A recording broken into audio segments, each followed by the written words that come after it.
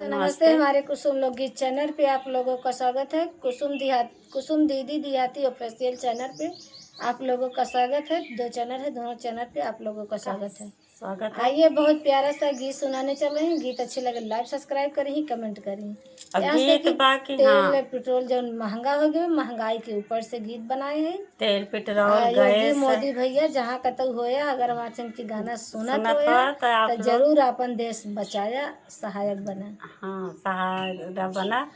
और बहुत प्यारा से जे हमारे लोग के सब्सक्राइबर वाले सुनत हो ही, थोड़ा आगे मतलब कि शेयर जरूर करी ही वीडियो कि महंगाई पे अच्छा बा कि नहीं बा, कमेंट बॉक्स में जरूर बताइए। हाँ, जरूर कर विनती बा कि आप लोग सपोर्ट करें। आइए गीत के सुनाती हूँ। देश देश में भई लड़ाई, भारत पे आया बहुचार हो। देश देश में भई लड़ाई, भारत पे आया बहुचार हो।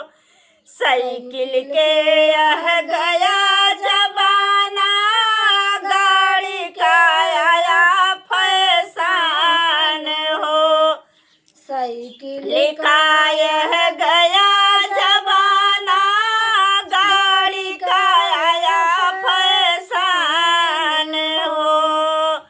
तेल पेट्रोल भया यह महंगा, कैसे चले संसार हो। तेल पेट्रोल भया ये महंगा, कैसे चले संसार हो। योगी मोदी बना सहारा, देशवा ले बचाई हो। योगी मोदी बना सहारा, देशवा ले बचाई हो। कैसे कटी गेहूं भैया, कैसे हुई थसरी हो। कैसे कटी गेहूं भैया, कैसे हुई थसरी हो। खाई बरे जब मरे यह लोगवा, देशवा होए परेशान हो। खाई बरे यह मरे यह लोगवा, देशवा होए परेशान हो।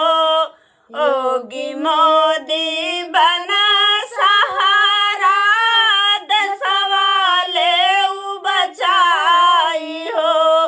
योगी मोदी बना सहारा, देशवा ले बचाई हो। गीत कैसा लगी दोस्तों, कमेंट बॉक्स में जरूर बताइए।